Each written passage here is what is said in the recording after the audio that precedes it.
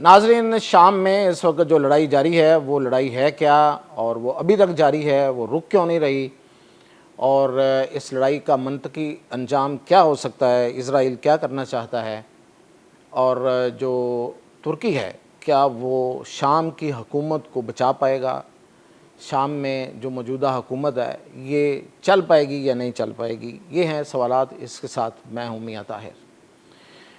तो इस वक्त भी लड़ाई चल रही है। ये एक इलाका है सवेदा के नाम से शाम में, और वहाँ पे द्रूज़ रहते हैं। द्रूज़ जो है ये एक बड़े अरसे से यहाँ आबाद लोग हैं, जिनका मज़हब कुछ लोग कहते हैं कि इस्माइली शिया हैं, लेकिन कुछ लोग कहते हैं कि नहीं ये बुद्धिस्ट हैं, या फिर ये इन दोनों का कोई मिक्सचर है। और ये इज़राइलियों के साथ, यहूदियों के साथ इनके बड़े तारीख़ी और देरीना ताल्लुकात हैं। ये एक दूसरे में रचे बसे हुए हैं। इतलात तो ये हैं कि गज़ा में लड़ने वाले बहुत से फ़ौजी जो थे वो द्रूज़ थे, और इवन जो पहला हमला करने वाला वहाँ पे कमांडर था वो द्रूज़ था। और ये द्रूज़ जो हैं ये इज़राइल के साथ आप समझें कि यकजान दो कालब हैं। अब इन्होंने वहाँ पे लड़ाई शुरू की। इन्होंने द्रूज़ों ने लड़ाई कहाँ से शुरू हुई देखना ये है। द्रूज़ और इनमें इनका एक और मलेशिया है, हिकमत अल हिजरी का इसे कहते हैं, वो उसका मलेशिया है। वो एक मुसल्ला लोग हैं। वो दरअसल मनशियात का कारोबार करते हैं और इंसानी स्मगलिंग का कारोबार करते हैं, और ये पूरे मिडल ईस्ट में उनका ये कारोबार फैला हुआ है। तो इस लिहाज से वो अपने आप को ताकतवर समझते हैं, वो अपने आप को गुंडे समझते हैं। तो ये द्रूज़ जो हैं ये भी, इनको भी सबको फ़ौजी तरबियत हासिल है। तो ये लोग इधर रह रहे थे, तो शाम की हुकूमत को कोई इनके साथ मसला नहीं हुआ।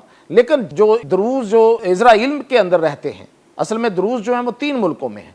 एक यहाँ रहते हैं इज़राइल के अंदर, शाम में और इराक़ में। जो इज़राइल के अंदर रह रहे थे उन्होंने सरहद पार करके शाम में आना शुरू कर दिया। असल में ये वही मंसूबा है जिस तरीके से आपने देखा होगा कि ये यहूदी किस तरह से काबज़ होते हैं आहिस्ता आहिस्ता। ये यहूदी क्या करते हैं कि ये अपने आबादकार यानी कि बाहर से लाए हुए यहूदियों को किसी ऐसी जगह पे भेज देते हैं जो उनके नज़दीक उनकी नहीं होती, लेकिन उसको वो कब्ज़ा करना चाहते हैं। जैसे पिछले दिनों इन्होंने मगरबी किनारे में, जो कि बेसिकली फ़लस्तीनियों का इलाका है, वहाँ पे अपने बहुत से आबादकारों को भेजना शुरू किया। उन्होंने जाके मुख्तलिफ खाली मकानों पे और उन मकानात पे जो ज़ेर तामीर थे उन पे कब्ज़े करना शुरू कर दिए, और फिर ये जो इज़राइली फ़ौज है वो उनकी मदद को आ जाती है। यही तरीक़ाकार अपनाया गया। द्रूज़ी जो हैं वो इज़राइल से उनको भेजा गया ताकि वो ज़्यादा से ज़्यादा इलाके पे कब्ज़ा करें, और ये जो हिकमत अल हिजरी की जो मलेशिया है उन्होंने वहाँ पे जाके इलाकों में फैलना शुरू कर दिया। तो उस पर फिर शाम की हुकूमत हरकत में आई और उनकी फ़ौज आई, और उन्होंने आके उनको बेसिकली कर्टेल किया। यानी उन्होंने कहा कि भाई आप अपने इलाकों में रहें, इससे आप ज़्यादा आगे नहीं फैल सकते। और वो जो लोग उधर से आ रहे थे उनको रोका। इस पर क्लैश शुरू हुआ। इस क्लैश पर जब शामी फ़ौज ने एक्शन लिया तो इज़राइल उनकी मदद को आ गया, और फिर उसने आके शाम में ख़ास तौर पे जो सदारती महल है उस पे आके हमले किए, जिसका एक ही मतलब था कि अहमद अल शरा जो इस वक्त सदर है वो उसको मार देना चाहता था।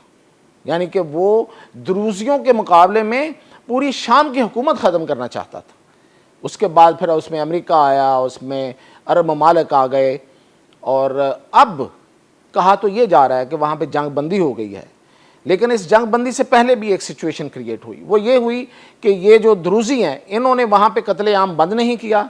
वहाँ पे मौजूद जो बद्दू थे उनको मारना शुरू किया, उनकी औरतों के साथ रेप शुरू कर दिए और उनको निकाल दिया उन इलाकों से।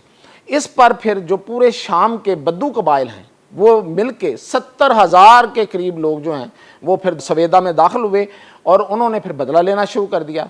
इस पर जो इज़राइल है उसको शायद वक्ती तौर पे ये हिकमत अमली होगी कि अब भी जंग रोकी जाए। तो अब अरबों के कहने पे, अमेरिका के कहने पे अब एक जंग बंदी का ऐलान हुआ है। अभी ऐलान हुआ, उस पर अमल दरामद नहीं हो रहा। द्रूज़ी अभी भी वहाँ पे मौजूद लोगों को, सिविलियन लोगों को मार रहे हैं, और जो अमन कराने के लिए वहाँ पे फ़ौज भेजी गई है उसको भी वो निशाना बना रहे हैं। द्रूज़ियों का एक शेख है वो मुतालबा कर रहा है कि हमें इज़राइल अपने साथ शामिल कर ले। تو دراصل یہاں سے بات شروع ہوتی ہے. یہ ہے اصل منصوبہ اسرائیل کا. اسرائیل دروزیوں کا بہانہ بنا کر اور ان کو استعمال کر کے شام کے ان علاقوں پر قبضہ کرنا چاہتا ہے. اور یہ آپ کو پتہ ہے کہ یہ قبضہ کیا ہے. یہ گریٹر اسرائیل کا منصوبہ ہے اور یہ وہ اس شام کے 3 حصے کرنا چاہتا ہے اور ان 3 حصوں پہ دراصل وہ خود ہی قابض ہونا چاہتا ہے مختلف بہانوں اور ہیلوں بہانوں سے. اور ایک جو چوتھا حصہ ہے اس پہ وہ چاہتا ہے کہ شام کی جو موجودہ حکومت ہے وہ رہے. تو یہ اب وہ جو حلب کا علاقہ ہے, اب یہ کہاں تک اپنی یہ بات جو ہے وہ آگے لے کے جائے گا, کب اس منصوبے کو آگے بڑھائے گا, یہ تو خیر ابھی کہا نہیں جا سکتا. امریکہ کے آنے کا, سعودی عرب کے آنے کا, ترکی کے آنے کا فی الحال کوئی فائدہ نظر نہیں آ رہا.